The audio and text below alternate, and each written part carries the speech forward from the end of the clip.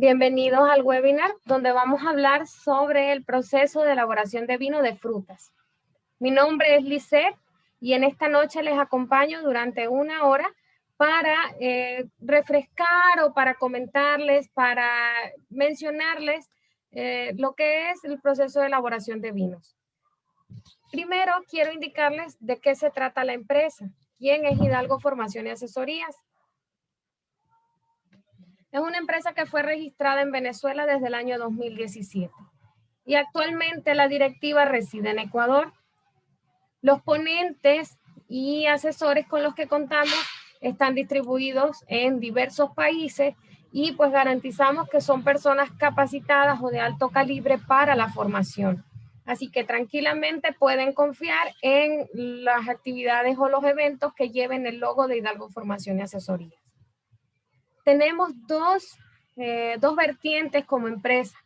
Una es la vertiente o la parte obviamente económica. La persona que da la ponencia pues necesita pues recibir algún beneficio de esto, y también está el beneficio social. Sí, como empresa hemos ido evolucionando y analizando que hay situaciones en las que nosotros debemos apoyar, y una manera de hacerlo es esta, ¿sí? Trabajando y digamos parte de los beneficios económicos que llegan a la institución son para beneficio social. Ahí, como pueden ver en pantalla, están nuestras redes sociales, nuestro número de teléfono de contacto por WhatsApp, el correo electrónico.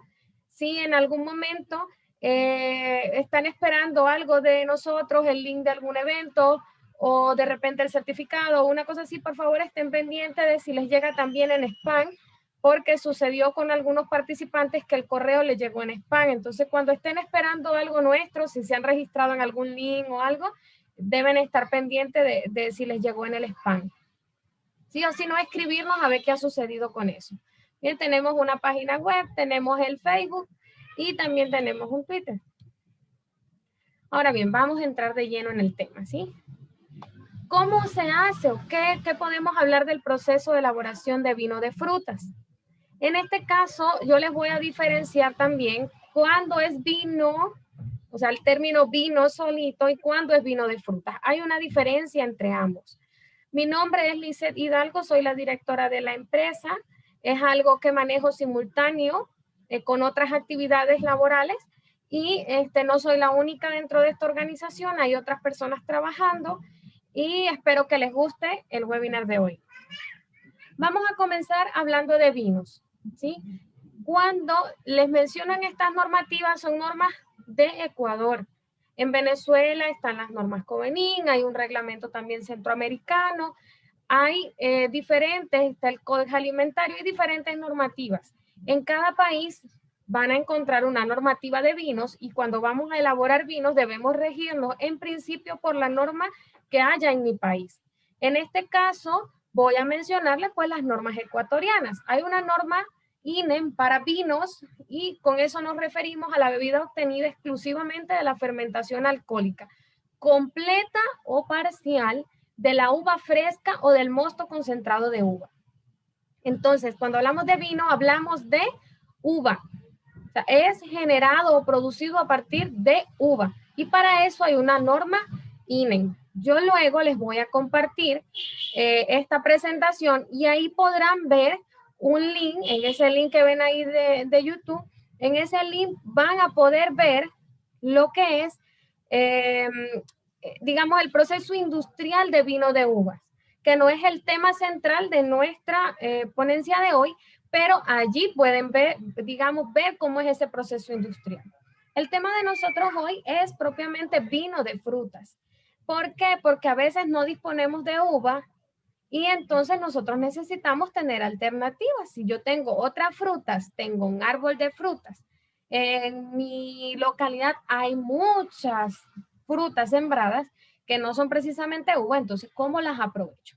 En Ecuador hay una norma INEM específica para estos vinos. ¿Qué nos indica al respecto? El vino de frutas debe provenir de frutas maduras, sanas y limpias. ¿Esto qué quiere decir? Que para el vino yo debo hacer una selección de materia prima.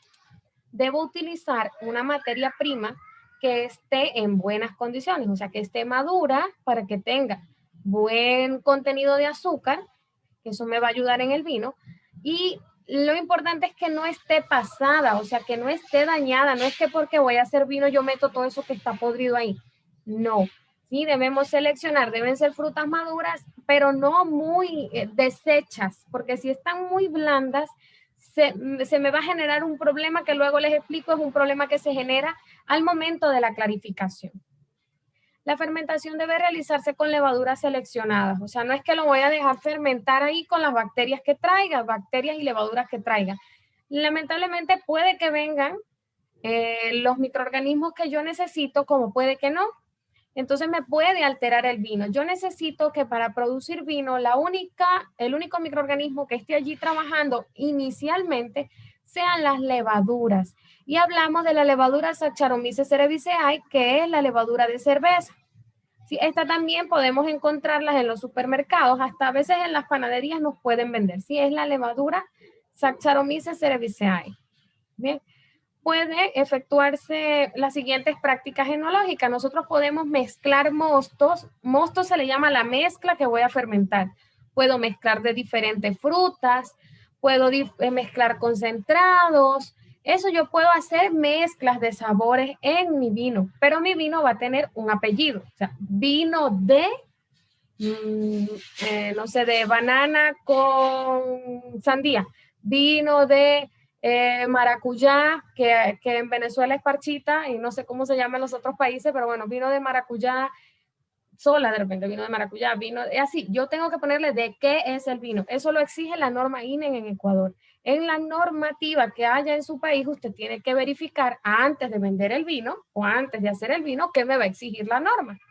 Porque siempre va a haber un cliente, cuando usted haga el vino, si es solo para consumo en la casa, no va a haber problema. Pero si usted le va a vender, a lo mejor el cliente le va a preguntar, ¿y cumple con esto y cumple con aquello? ¿Cuántos grados de alcohol tiene? Siempre van a salir esas preguntas. ¿Qué requisitos pide aquí en Ecuador la norma INE? ¿Sí? En el principio vemos lo que son los grados alcohólicos, eso es prioridad. Los grados alcohólicos deben ir de 5 a 18. ¿Y cómo lo medimos? Pues podemos medirlos con un alcoholímetro, que es un aparatito de vidrio que compramos, o podemos también, si tenemos un refractómetro o brixómetro, ese nos permite medir los sólidos solubles que asumimos que es azúcar, y eso también nos permite con una fórmula que luego vamos a ver cómo calcular o estimar con esos grados Brix, cómo estimar el contenido de azúcar.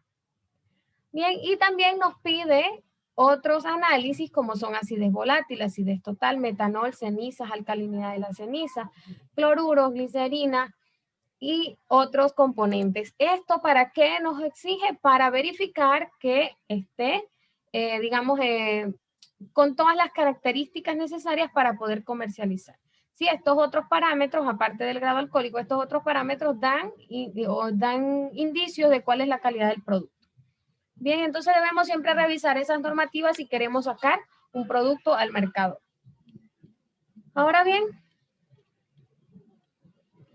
ya, ¿cuál es la composición del vino?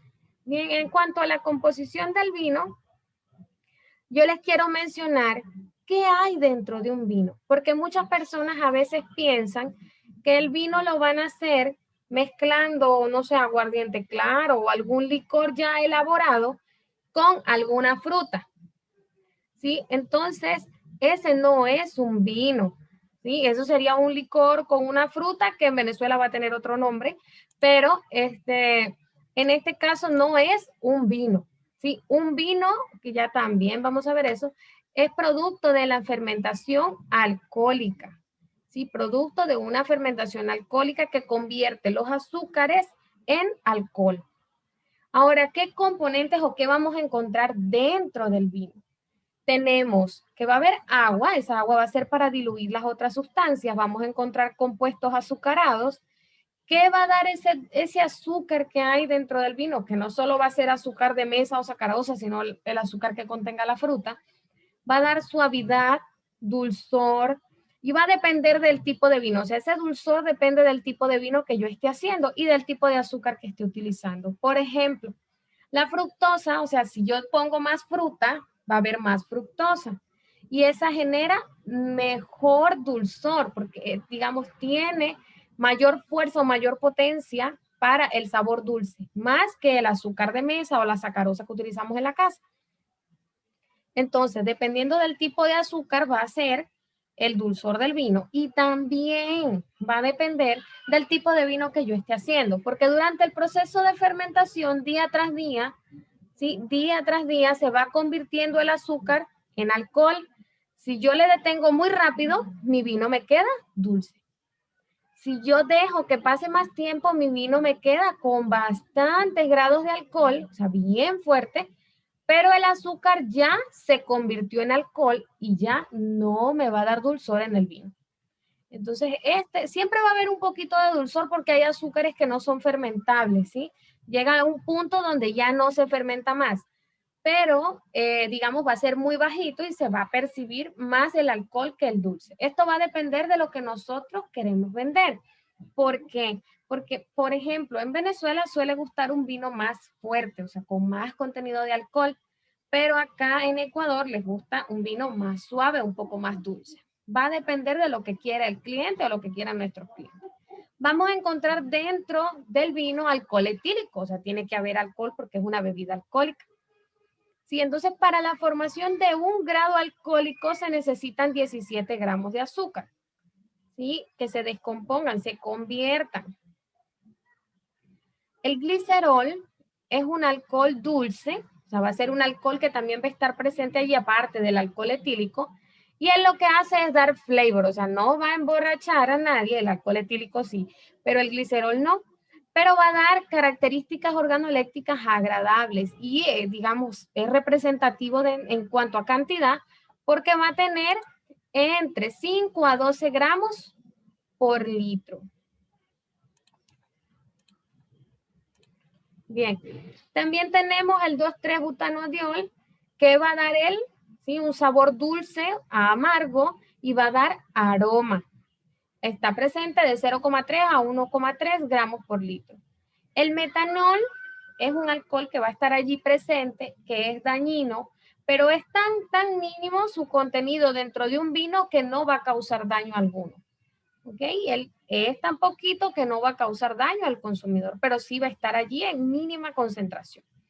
Los alcoholes superiores, como por ejemplo el alcohol isoamílico, hay otros alcoholes que van a estar allí en muy pequeña cantidad, pero que van a dar aromas, sabores herbáceos y amargos. ¿Esto qué quiere decir? El principal alcohol es el alcohol etílico, que nos interesa porque es una bebida alcohólica. Pero van a haber otros alcoholes que van a ayudar con lo que es el flavor, lo que es el sabor, el olor, esas características organolépticas. Van a haber también dentro del vino algunas sustancias ácidas. ¿Qué le dan esas sustancias ácidas al vino? Le dan frescor y una parte del afrutado, asegurando con el alcohol la conservación del vino, como por ejemplo, ¿qué ácidos pueden haber ahí? Ácido tartárico, málico, cítrico.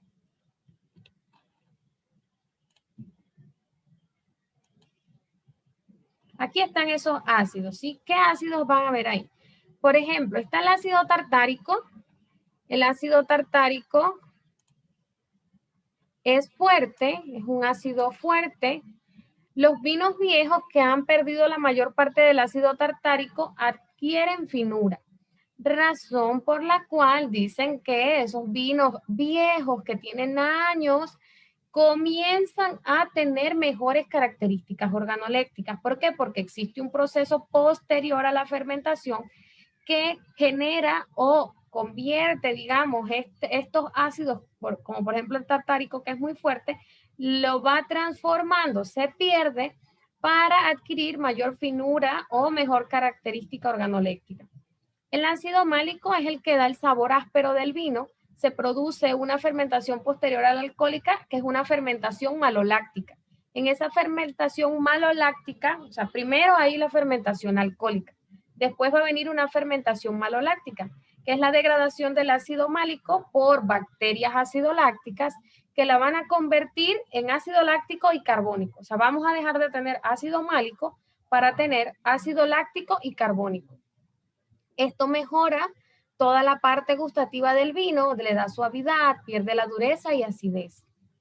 Sí, entonces es importante que sepan que dentro del vino, del a veces si vamos a hacer artesanal no vamos a poder cumplir con todas las etapas industriales del proceso del vino, pero a nivel industrial se hace primero la fermentación alcohólica y después la fermentación málica.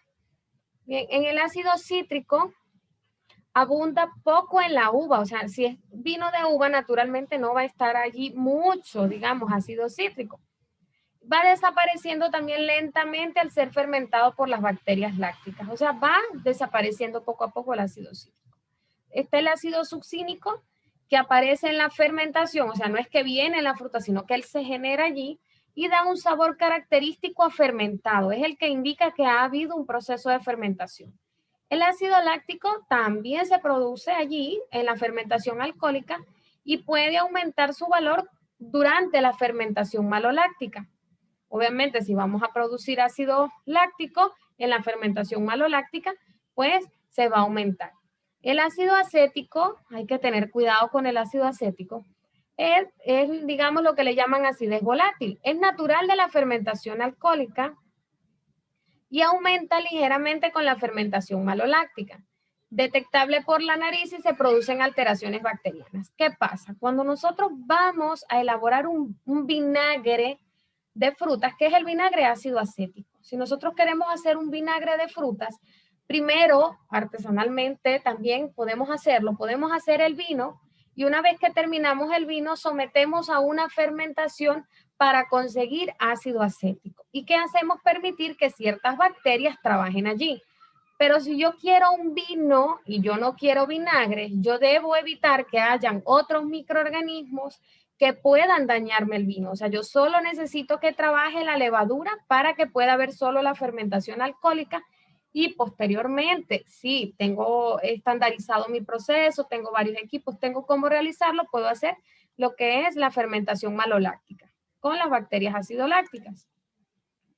¿Qué otra cosa podemos nosotros encontrar en el vino? Podemos encontrar sales minerales. Esas sales minerales van a estar de 2 a 4 gramos por litro. ¿Cuáles podemos encontrar? Tenemos la frescura, por ejemplo, que la da el bitartrato potásico, que tiene un gusto salado y ácido a la vez. Y los que son cloruros o sulfatos se traduce generalmente en una disminución del buen sabor del vino. Sulfato, o sea, son sales que a veces pueden ser utilizadas, o sea, o que vengan en la fruta por alguna razón del manejo post cosecha o algo así, o que nosotros la hayamos colocado intencionalmente por algún proceso de higienización, de pasteurización, hayamos utilizado alguna sal mineral y esto va a generar, pues a lo mejor que se pierdan algunas características organolépticas del vino, por eso debemos calcularle bien si vamos a utilizar uno de estos componentes. Ya. En cuanto a los compuestos fenólicos, que también van a estar dentro del vino, se obtienen por la maceración. Son los responsables de las características organolépticas de los vinos. Los polifenoles, sobre todo los antocianinos y taninos, juegan un papel primordial. ¿Sí? Los antocianinos son los que dan, en el caso de los vinos tintos, dan los pigmentos de uvas tintas y los taninos dan astringencia. También tenemos compuestos volátiles que les dan lo que se llama el aroma y el bouquet. Los ésteres producidos por las levaduras dan aromas. Vamos a encontrar diferentes aromas. Tenemos los que es aroma primario, que son a fruta, si es un vino de fruta, floral, si es que utilizamos flores para la fermentación, o vegetal, si es que utilizamos algún tipo de madera, algún tipo de vegetal o de hojita precisamente para hacer nuestro vino. Vamos a tener aromas secundarios que son los generados por la fermentación. ¿Qué es lo que se puede percibir en los vinos jóvenes? Un vino joven es un vino que no se dejó añejar, o sea, se terminó el proceso de vino, se envasó y se vendió. Mientras que se habla de bouquet ya cuando ha ocurrido ese proceso de envejecimiento y crianza del vino que le llaman, que es ese añejamiento que le realizan. Ahí ya estamos hablando de aromas terciarios como los aldehídos. Ellos se desarrollan en esa etapa. Entonces podríamos decir que el tema de los aromas del vino va en la siguiente escala, ¿sí? Interfiere muchísimo en cuanto a lo que hablamos de uvas, pero también aplica para nuestras frutas, la calidad de la materia prima. ¿Dónde se hace la calidad de la materia prima? En el campo. Si nuestra materia prima debe venir en perfecto estado para nuestro vino y nosotros hacer una selección. ¿De qué depende? Pues del suelo, del clima, de la cultura, de las labores culturales, cómo manejen la planta. De ahí vienen diferentes aromas, pues según la cepa, el índice de madurez y ciertas condiciones. Por ejemplo, una fruta muy verde, pues puede que no me dé un muy buen vino. O una fruta muy ácida puede que no me dé un buen vino tampoco. Hay que hacer pruebas y conocer con qué fruta se está trabajando. Bien, de ahí entonces se generan los aromas primarios, que son los que ya se van generando cuando yo estoy armando la mezcla de lo que voy a someter a fermentación, que se llama mosto. Después van a venir lo que son, después de la fermentación, van a surgir esos aromas secundarios, o sea, aromas de fermentación. Y cuando yo realice la crianza y envejecimiento, van a venir lo que son los vinos madurados o los aromas terciarios o bouquet. Otras cositas que vamos a encontrar son las materias nitrogenadas, que son nutrientes de las levaduras activando la fermentación alcohólica, ¿sí? Y vamos a tener pectinas, gomas, mucílagos, que estos nos pueden, eso era lo que les decía, se nos pueden oponer al aclarado del vino. Nosotros debemos utilizar una fruta madura, pero no muy blanda o gelatinosa, porque nos va a generar problemas para clarificar el vino. O sea, eso, durante el proceso de fermentación, esa fruta se deshace. Y si estaba muy madura, se deshace mucho al punto de que yo no logro separar el líquido de esas sustancias sólidas que andan ahí sobrenadando. Entonces necesitamos una fruta madura, pero no al extremo de madurez, ¿sí? Y vamos a tener también algunas vitaminas y enzimas que ya son sensibles a las temperaturas y por esto nosotros debemos hacer en la medida de lo necesario, mejor dicho, debemos hacer lo que es una pasteurización que puede ser utilizando alguna sustancia química para inactivar ciertos microorganismos o podemos hacer con lo que es la temperatura. Aquí está, una vez conociendo ya, ¿sí?, todo lo que vamos a tener en el vino y por qué es importante conocerlo, vamos a ver entonces lo de la fermentación alcohólica. ¿Qué es? Es la transformación de azúcares como la glucosa y la fructosa contenidos en caso de las uvas, en las uvas, pero en nuestro caso va a ocurrir exactamente lo mismo, pero con la fruta que estemos usando. Esto se va a convertir en alcohol etílico y anhídrido carbónico. Acá lo podemos ver, ¿sí? La glucosa que va a estar en la fruta o en la sacarosa que yo agregue, ¿verdad? Porque si no tengo las condiciones necesarias de grados Brix y de acidez, yo tengo que agregar azúcar y ácido cítrico. Esa glucosa se va a convertir en etanol, CO2 y en energía. ¿Sí? Se va a generar energía. Y el hecho de que se va a generar CO2 va a indicar que yo tengo que hacer, después les explico cómo es, una trampa de oxígeno o de agua para que puedan liberarse los gases sin contaminarse el mosto. Bien, entonces químicamente esta ecuación de acá abajo es la que vamos a tener allí. También se generan aromas en el proceso de fermentación alcohólica. ¿Cuáles son las condiciones necesarias para que ocurra la fermentación? En primer lugar, la temperatura. ¿Sí? La temperatura debe estar, podemos trabajar entre los 13 y los 35 grados Celsius para elaborar un vino. Ahora, a mayor temperatura, mayor será la velocidad con la que van a trabajar las levaduras. Si es una temperatura superior a 35, o sea, está muy caliente, se va a fermentar tan rápido que ocurre, sí, se generan los grados alcohólicos, pero el aroma y ciertas otras características organolépticas no se me van a desarrollar bien. O sea, me va a quedar un vino con el contenido de alcohol, pero con características organolépticas un poco defectuosas, ¿sí? Entonces, tenemos que tratar si donde estamos, nosotros queremos hacer un vino artesanal y no podemos controlar ciertas condiciones de proceso, tenemos que buscar la manera de que se mantenga en este rango de temperatura. Ahora, A mayor temperatura, más rápido. Si usted está en una zona 35 grados a 34 grados, el vino le va a estar en 3, 4 días. Pero si usted está a 13 o 14 grados, su vino va a demorarse 7, 10 días en estar listo. ¿Cuál es la temperatura óptima? De 18 a 23 grados. En el caso de los vinos tintos se recomienda de 24 a 31. Nosotros, como vamos a trabajar con vino de fruta, entonces la óptima para nosotros va a ser de 18 a 23. Sin embargo, nosotros cuando vamos a hacer algo artesanal dependemos de la temperatura ambiente.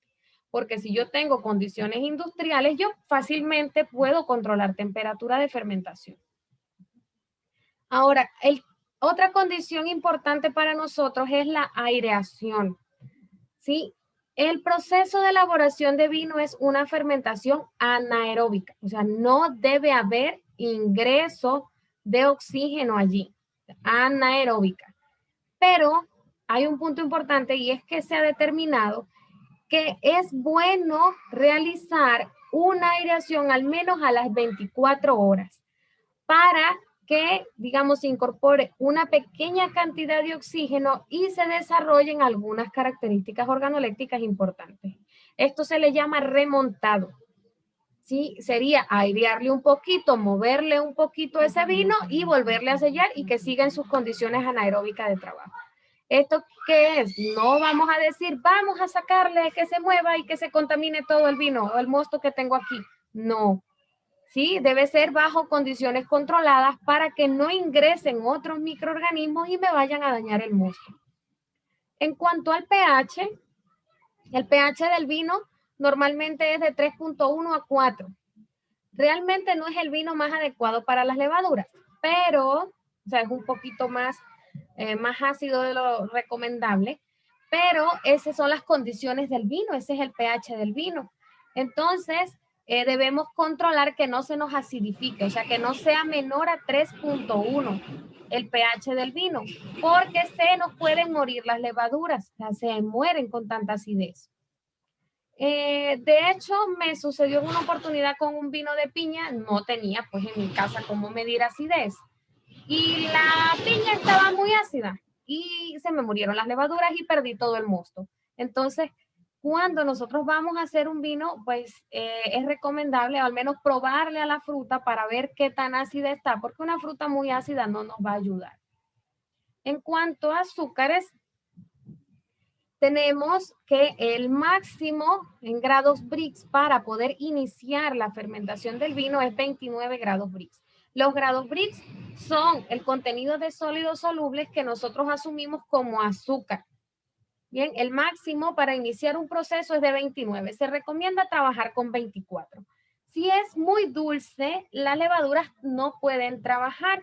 Más bien eso les daña la pared celular y se mueren. Pero entonces si es muy bajito, cuando empieza el proceso de conversión de azúcar en alcohol, me va a quedar un vino extremadamente fuerte, o sea, con muchos grados alcohólicos y muy poca azúcar o muy poco dulzor al final del proceso. Entonces debemos siempre trabajar con esos grados Brix.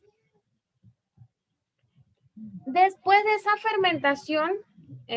esa fermentación alcohólica puede venir la fermentación maloláctica. A nivel industrial se realiza, que es la transformación de ácido málico en láctico por las bacterias acidolácticas. Ahí está la ecuación. Si tenemos ácido málico, en presencia de las bacterias acidolácticas vamos a tener ácido láctico y CO2, aunque en este caso el CO2 no es tanto el que se libera como en la fermentación alcohólica. En la fermentación maloláctica es un fenómeno natural por el cual principalmente el potente ácido málico del vino se transforma por acción de bacterias acidolácticas en el más suave, que es ácido láctico. O sea, ya no va a saber tan fuerte el vino, va a tener un sabor más suave y agradable. Tiene lugar de manera espontánea, total o parcialmente en todos los vinos, así como en otros jugos fermentados de frutas, en cuyas floras, o sea, en las florcitas o yejos o las pieles de la fruta, van a estar las bacterias lácticas.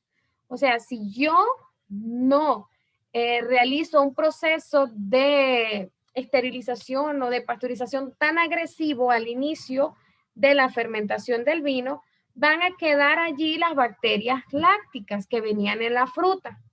Y estas bacterias lácticas al final de la alcohólica, ellas van a generar ese ácido láctico suavizando un poco el sabor del vino. Ahora, ellas también tienen sus condiciones, entre ellas está el pH, que el óptimo es de 4.2 a 4.5. La temperatura debe estar de 20 a 28 grados, siendo el óptimo 18. Debemos realizar también un remontado o si tenemos la posibilidad podemos almacenar en lo que son los barriles o las barricas de madera, de roble, porque los microporos de la madera permiten el ingreso de mínimas partículas de oxígeno que van a generar esa mínima aireación que necesitamos. Los nutrientes, ¿de dónde podemos obtener nutrientes para las ácidos lácticas? De las levaduras muertas que hayan quedado un poquito de cuando hicimos la filtración, que luego lo vamos a ver. Y como máximo debe tener 15 grados de alcohol para que pueda darse esta fermentación maloláctica. Los nutrientes que se van a necesitar para esa fermentación maloláctica va a ser que hayan ciertas levaduras muertas, que es como un fondo que se genera y ese fondito, esas levaduras muertas van a servir de nutrientes para las bacterias ácido-lácticas. Ojo, esto no debe ir en el producto final que yo voy a vender. Esos sedimentos, esas levaduras muertas no pueden ir porque tienen muy mal sabor en el vino, pero para el proceso de la fermentación maloláctica sí pueden ser útiles. Y los grados de alcohol máximo es a 15 grados de alcohol. O sea que si yo tengo un vino a 18 grados de alcohol, ya yo no puedo hacer la fermentación maloláctica porque las bacterias ácido-lácticas no lo resisten. Ahora, cuando hablan de crianza del vino, tenemos la estabilización físico-química del vino por eliminación de coloides y compuestos cristalizados, como las sales tartáricas inestables. ¿Qué más conseguimos? O sea, estabilizamos físico-químicamente, estabilizamos microbiológicamente el vino por eliminación o inhibición de levaduras y bacterias. Eso se realiza en ese proceso de la crianza. Y después la mejora de las características organolépticas, como la reducción del contenido en carbónico, esterificación de ácidos con alcoholes, oxidorreducción de compuestos aromáticos y polifenoles, modificación de la fórmula química de los compuestos fenólicos, intercambios del vino con el aire y transformación de aromas, de todos los aromas en bouquet. O sea, la crianza del vino es ese añejamiento que se le da, que se hace con esas finalidades. Ahora, cuando hablan de crianza a nivel industrial, nos están hablando de colocar el vino en los barriles o barricas de madera y, como les digo, en madera de roble. Esta madera de roble tiene las características adecuadas para que pueda hacerse el vino. ¿Sí? Lo que es ese desarrollo de características organolépticas van a darse allí en esos barriles de madera. Porque si le dejamos en total anaerobiosis, o sea, en unos de acero inoxidable o de plástico totalmente sellados, o sea, pues puede ser uno de acero inoxidable con un sistema de microaireación perfecto, hace la misma función que el barril de madera. Pero si no lo tenemos, el barril de madera de roble nos va a servir porque nos va a permitir que por esos microporos de la madera ingresen muy pequeñas, digamos, partículas de oxígeno que van a generar que se puedan desarrollar las características organolépticas que yo necesito. Posterior a la crianza del vino, que esto va a durar meses y durante estos meses se le va a hacer lo que digamos, se pasa de un barril a otro, ¿sí? Para ir aireando un poco, ¿verdad? Después de eso va a venir lo que se llama el envejecimiento. En ese envejecimiento ya es en las botellas.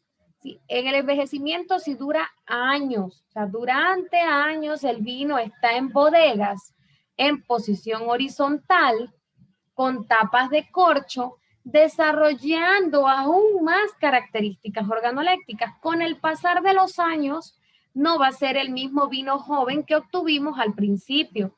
Va a ser un vino mucho mejor, donde se han transformado, digamos, lo que son las características organolépticas. De hecho, se le llama que es como una asfixia que le generan al vino allí dentro, generándose modificaciones químicas dentro del producto que tenemos allí. En el periodo de maduración o crianza que obtenemos, el vino empieza a desarrollar sus cualidades gustativas, adquiere limpidez y estabilidad, corresponde a la conservación en barricas, el vino permanece en contacto más o menos limitado con el aire, o sea, es digamos, un intercambio con el oxígeno, pero muy controlado. Y en el caso del envejecimiento se hace en una botella donde la penetración del aire es prácticamente nula y el vino envejece en un medio completamente reductor. No hay oxígeno y solo tenemos compuestos que se interreaccionan entre sí y se convierten en otra cosa. Es considerado irreversible, o sea, no es que después que yo le destape las sustancias vuelven a como estaban antes, o sea, ya se transforma. El vino envejece completamente protegido del aire y proporciona una calidad óptima. O sea, ambos procesos se realizan. Primero la maduración y luego lo que es el envejecimiento.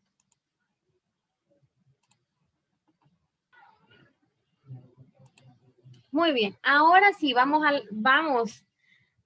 de lleno a lo que es la elaboración del vino de frutas, pero artesanal.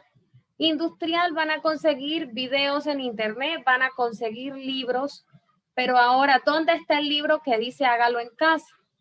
Hágalo en casa y que le salga bien. Ahí viene lo difícil, ¿verdad? Y con todas las condiciones necesarias para que mi vino cumpla con mis requisitos de las normas. En este caso en Ecuador normas INEN, en Venezuela normas Covenin. En cuanto a los ingredientes, si queremos hacer un vino en casa, ¿qué vamos a necesitar? Vamos a necesitar, para hacer el vino, vamos a necesitar agua, azúcar. ¿Cuánto azúcar vamos a necesitar? 10 gramos por cada litro que yo voy a preparar. Si yo quiero preparar un botellón de agua que tiene una capacidad de 20 litros, pues necesito 10 gramos por cada litro. Voy a necesitar fruta, voy a necesitar metabisulfito de sodio. Esto es opcional. Si yo no tengo metabisulfito de sodio, puedo hacer un proceso, digamos, alternativo a esto, más orgánico. Es decisión ya de cada quien. Ahora el metabisulfito de sodio, cuando se incorpora en un paso de 24 horas, ya no hay residuo y no es dañino para la salud humana. Sin embargo, pues si queremos obviarlo, sí hay alternativas. Vamos a necesitar levadura, con esta no hay alternativa, o sea, necesito levadura obligatoriamente. Esa levadura va de 1 a 10 gramos por litro. También ácido cítrico, vamos a necesitar ácido cítrico y gelatina sin sabor. ¿Sí? La gelatina es para la clarificación del vino. Recordando que vamos a hacer algo artesanal y no tenemos unos superfiltros industriales que trabajen, qué sé yo, con nanotecnología, una cosa así, sino que en la casa tenemos algo lo más básico y pues tenemos que hacer lo mejor que podamos. En los materiales vamos a necesitar el envase donde queremos hacer el vino, ya sea un botellón grande o algo pequeño. Vamos a necesitar una trampa de agua, oxígeno, que ya les voy a decir cómo es. Vamos a necesitar un refractómetro o brixómetro que sirve para medir los grados Brix, ¿sí? Que es el contenido de sólidos solubles o azúcar. Vamos a necesitar un termómetro, no un termómetro de farmacia que mide temperatura corporal. Vamos a necesitar un termómetro que me pueda medir hasta 90, 100 grados Celsius o grados centígrados. Vamos a necesitar botellas de vidrio, no plásticas o algo porque se nos puede dañar el producto. Preferible de vidrio para el embotellado. Para el proceso de fermentación, si no sirve un botellón de agua de plástico o algún envase de plástico. Inclusive hasta un balde nos puede servir. Pero lo que son el tema del embotellado sí es en vidrio. Necesitamos embudos, preferiblemente consejo sano, si va a tener 10 botellas, o sea, quiere embotellar 10 litros de vino, por ejemplo, téngase 10 embudos. Esto, o por lo menos unos 8 para que trabaje más rápido. Y va a necesitar algodón en bastante cantidad. Necesita algodón. ¿Cuál es el proceso para hacer un vino artesanal? Empezamos por unas operaciones preliminares que consisten en cortar la fruta y dejarla lista para colocar en mi mosto. El mosto va a ser la mezcla que voy a hacer para ponerla a fermentar. A eso se le llama mosto. En esas Operaciones preliminares, debo lavar la fruta, debo descartar las semillas, si la fruta tiene semilla, porque las semillas me pueden dar un sabor desagradable en el vino. ¿Sí? Solo las semillas debo descartar y cosas ajenas al proceso que voy a hacer. O sea, si viene algún sucio, algún palito, debo sacar de allí. Ahora, el tema de lo que es la piel de las frutas, no debemos retirarla. Esa piel de la fruta nos ayuda tanto para el color como para, digamos, lo que son las bacterias lácticas, si es que queremos hacer la fermentación maloláctica. De ahí tenemos que cortar la fruta pues de un diámetro que pueda ingresar y salir fácilmente por la boca del envase, si es que es un botellón de agua que tiene la boca pequeña. Debemos preparar el mosto después de eso. Para preparar el mosto es diluir, digamos, lo que es esa fruta en agua, en la cantidad de agua según los litros de vino que yo quiera preparar.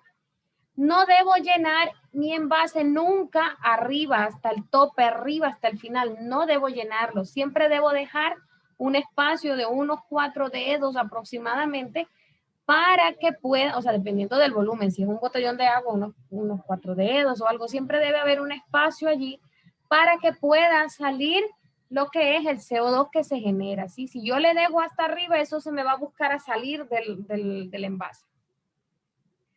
Después que ya yo tengo mi agua con frutas lista, yo tengo que regular la acidez y los grados Brix. La acidez de ese mosto para iniciar la fermentación debe estar de 0,5 a 0,7%. ¿Cómo yo controlo eso? Pues si tengo la posibilidad de realizar un análisis de acidez, sería perfecto. Ese análisis es una titulación ácido-base, aplicamos la ecuación de acidez y ya. Pero si yo no tengo cómo hacerlo, pues toca asumir, si mi fruta es ácida, voy a utilizar menos fruta. Por ejemplo, para un botellón de 20 litros, ¿verdad? De agua, 20 litros de vino, no de agua, porque como le mezclo con las frutas y eso, no puedo poner tanta agua. Pero para un botellón de esos, yo puedo utilizar, si la fruta es muy ácida, 2 kilogramos de fruta. Pero si la fruta no es ácida, yo puedo usar más, 3 kilogramos. Eso es un consejo, digamos, artesanal por experiencia. Pero lo ideal, en condiciones ideales, es hacer el análisis de acidez. Es un análisis sencillo, pero si no tenemos en la casa, toca tratar de evitar esas frutas que sean muy ácidas, ¿sí? O en todo caso, diluirles lo suficiente para que no me inactiven la levadura. Si eso se pone muy ácido, la levadura se muere, no puede trabajar allí. En cuanto a los grados Brix, debemos regular que ese mosto para iniciar tenga 24. Como vimos, el máximo es 29, pero a 24 podemos trabajar, es lo recomendable. De ahí tenemos que, ya que regulamos la acidez, los grados Brix, ¿verdad? Que los grados Brix también los medimos con un aparatito que es un refractómetro o un brixómetro. De ahí que ya está listo mi mezcla, si tenía que agregar ácido cítrico lo agregué, si faltaba azúcar la agregué. Ahí voy a pasteurizar. Yo puedo utilizar metabisulfito de sodio o puedo utilizar agua caliente. Ya, para medir el pH, en una pregunta que realizan, para medir el pH, nosotros hay dos opciones. Tenemos un pHímetro, que es un aparato un poquito costoso que se compra, se conecta a corriente y nos permite medir el pH. Pero si no tenemos eso, nuestro plan B serían tiras de pH.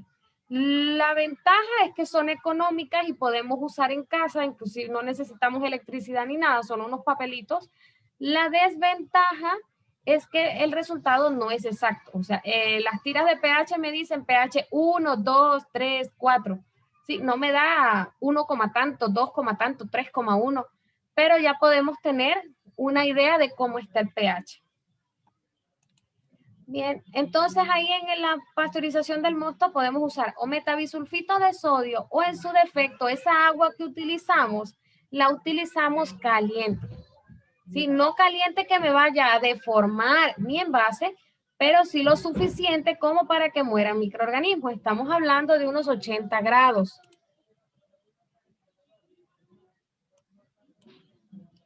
De ahí viene la incorporación de levaduras. Ya que está pasteurizado, si pongo metabisulfito de sodio, debo esperar 24 horas. Si pongo agua caliente, debo esperar a que la temperatura cumpla con las condiciones ideales de temperatura para fermentación alcohólica. O sea, no puedo tener en eso caliente y meter la levadura o tener el metabisulfito recién agregado y colocar la levadura porque se va a morir.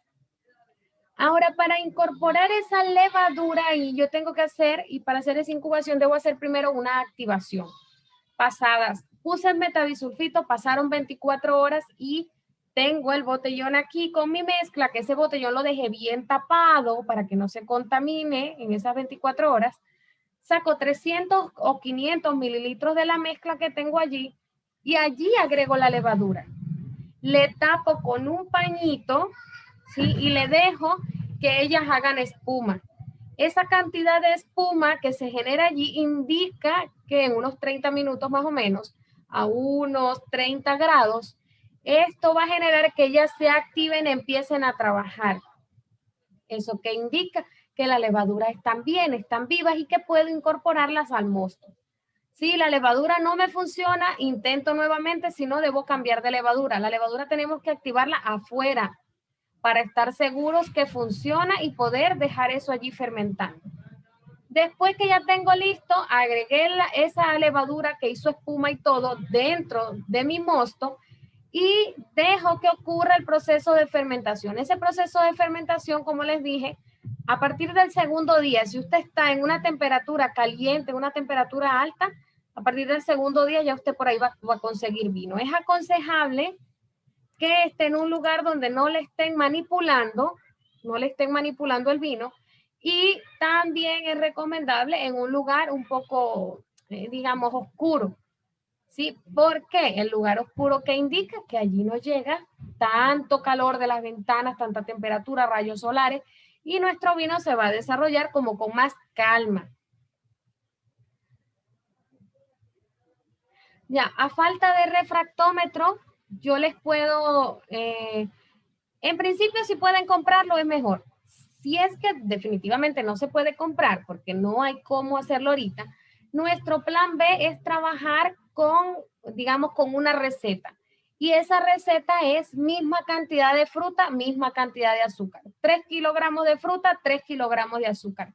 Si es ácida, le resto 1 kilo de fruta. Si la fruta es ácida, pongo 2 kilos de fruta y 3 kilos de azúcar. Eso es a nivel referencial, ¿sí? Artesanal. Después que ya mi vino, porque yo lo tengo allí fermentando, ¿verdad? En ese yo tengo que colocarle allí, durante ese proceso de incubación, lo que es la trampa de agua. Eso consiste en tapar bien el botellón y a través de una manguerita dejar que salga el CO2 a otro envase. Ese otro envase debe estar con agua, yo igual se lo voy a mostrar más adelante, para que salga y se vaya el CO2, pero no ingrese ningún microorganismo ni ingrese oxígeno a mi vino, salvo que yo quiera hacer lo que es el remontado o la aireación a las 24 horas de fermentación. Eso hago el remontado y le vuelvo a sellar, ¿ya? Pero siempre debe estar conectada esa trampa, que también venden una, o sea, no tiene que ser precisa. Esta es hecha en casa, la que les voy a mostrar, sí, pero es con la manguerita, pero venden una que yo solo le pongo ahí el tapón y listo. Esas las venden.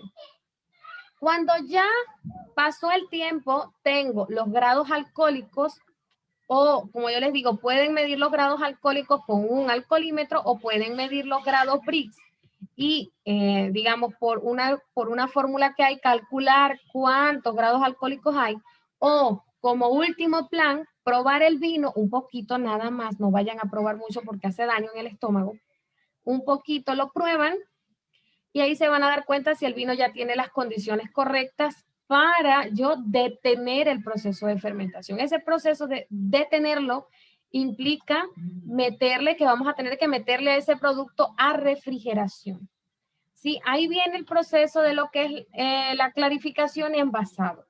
Sí, una vez yo le filtro, o sea, le separé a la fruta gruesa del mosto, me queda el líquido, ¿verdad? O sea, en el mosto solo me queda el líquido porque ya saqué la fruta gruesa. Ese líquido yo le voy a colocar gelatina sin sabor y lo voy a dejar en refrigeración de 2 a 4 días. ¿Eso qué va a hacer? Que cuando en la refri sin moverle, porque cuando yo me dé cuenta, todo el sedimento va a estar en el fondo y hacia arriba va a estar limpiecito mi vino. Eso me va a ayudar, esa gelatina sin sabor recoge todas las partículas en suspensión y se las lleva al fondo. Por eso cuando yo saque el vino de refrigeración no le puedo agitar porque vuelvo a mezclarlo todo. Y debo separar cuidadosamente con un flujo laminar toda la parte superior de la parte inferior. De ahí a ese líquido que me quedó limpiecito, voy a hacerle otro proceso que también es clarificar, parte de la clarificación.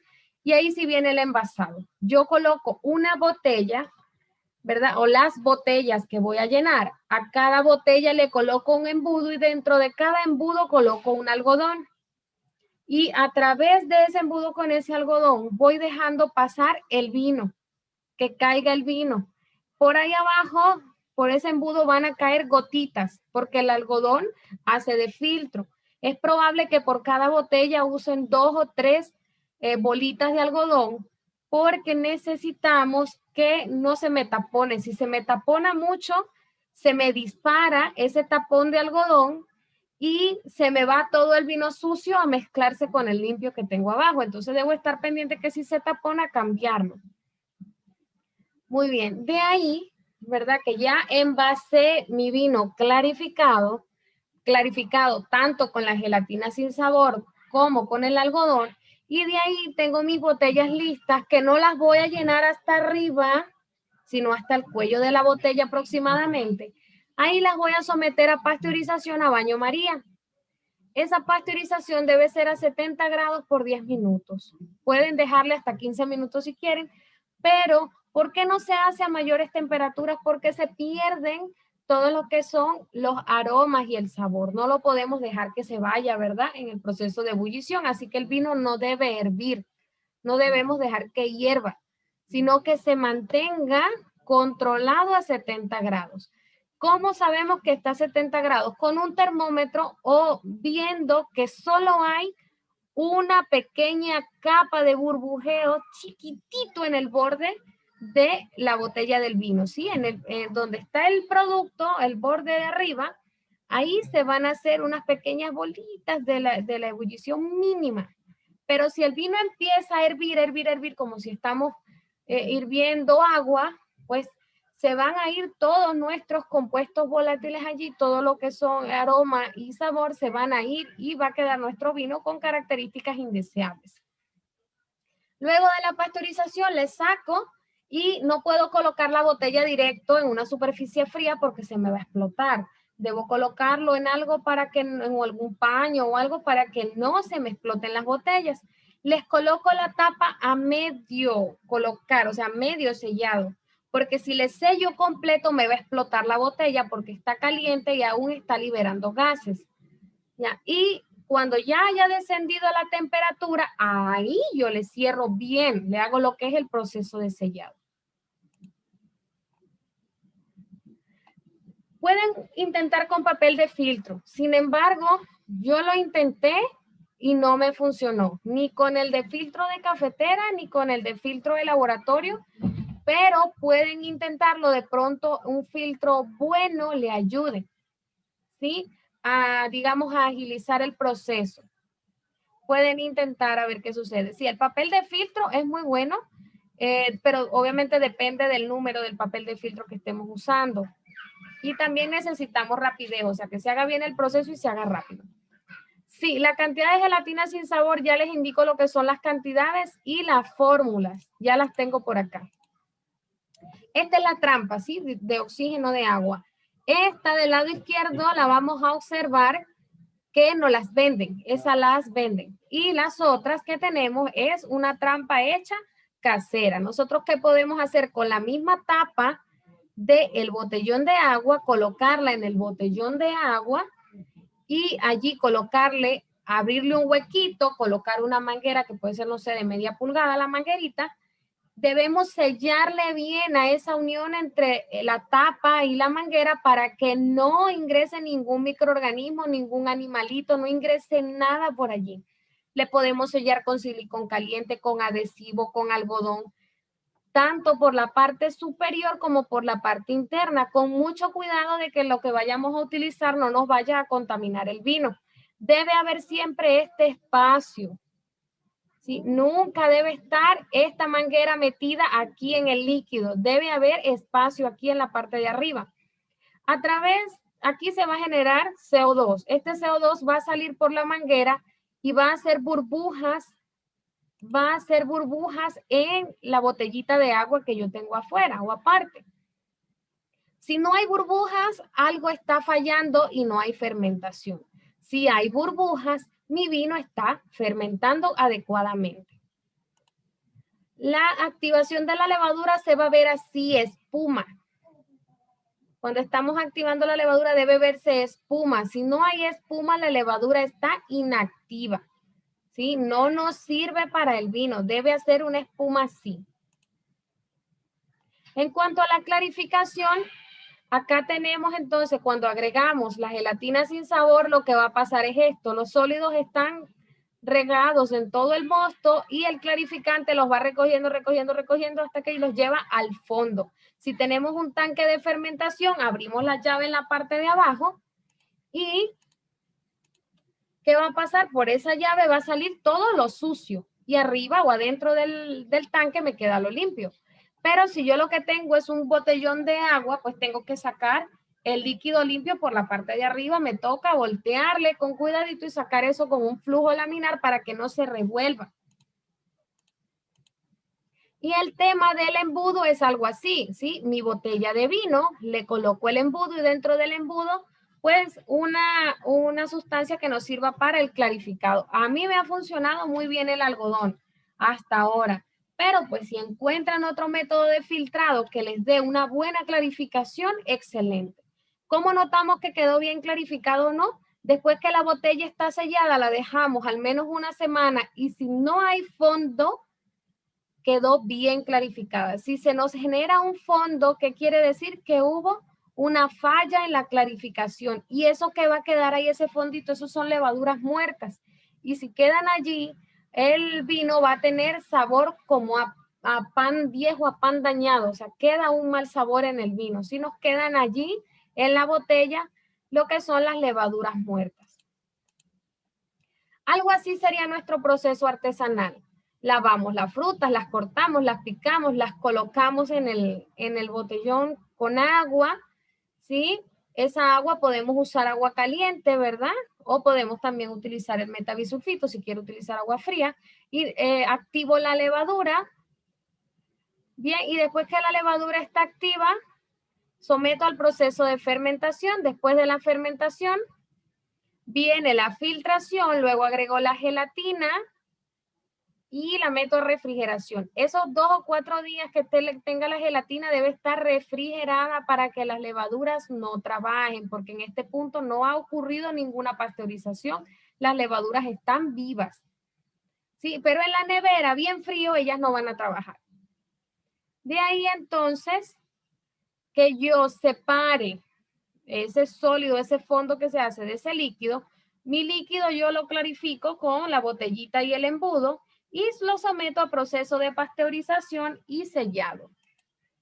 Aquí están los cálculos, ¿sí? Aquí están los cálculos que cuando midamos los grados Brix, vamos a suponer los grados Brix del mosto.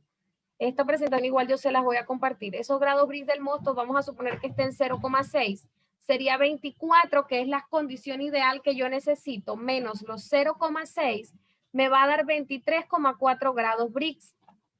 ¿Sí? ¿Qué quiere decir? Que esos 23,4 grados Brix son los que me faltan para yo completar la condición ideal de mi mosto. ¿Cómo lo voy a calcular? ¿O cuál va a ser la fórmula? Sí, dice que debemos agregar 10 gramos de azúcar por litro de mosto para elevar 1 grado Brix. ¿Qué significa eso o cómo lo aplicamos?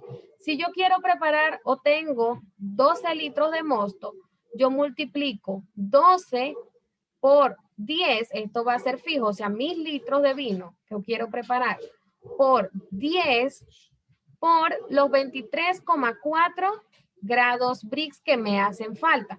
Si son 22 grados Brix que me hacen falta, acá lo coloco y multiplico todo eso y me va a dar los gramos de azúcar que debo agregar para que mi vino esté en 24 grados Brix. Agrego la cantidad de azúcar. Esa cantidad de azúcar debo sumarla al mosto que ya tenía preparado. ¿Quién era mi mosto hasta ahora? Agua y fruta. Entonces, agua, fruta y azúcar lo sumo, ¿verdad? Y después tengo que ver el tema de la acidez. Primero, trabajo con el azúcar, regulo el tema de los grados Brix y de ahí me voy a la acidez. Después que ya tengo mi mosto listo, debo medir acidez del mosto. Preferiblemente sería lo ideal. Cuando yo mida y aplique mi fórmula, me va a dar un porcentaje de acidez. Ese porcentaje de acidez, vamos a suponer que yo quiero como porcentaje de acidez ideal, que debe ir entre 0.5 a 0.7, yo lo quiero en 0.6, sería 0.6 menos el porcentaje de acidez que me dio de la ecuación, y a ese numerito que tengo allí, que es el porcentaje de acidez que me falta, yo debo decir, ese porcentaje se supone que es en 100, ¿verdad? Por 100. 0,5552 en 100 ml es lo que me hace falta. Entonces, para 14.808 ml, que era la suma de 12.000 más 2.808, ¿cuánto ácido cítrico me hace falta?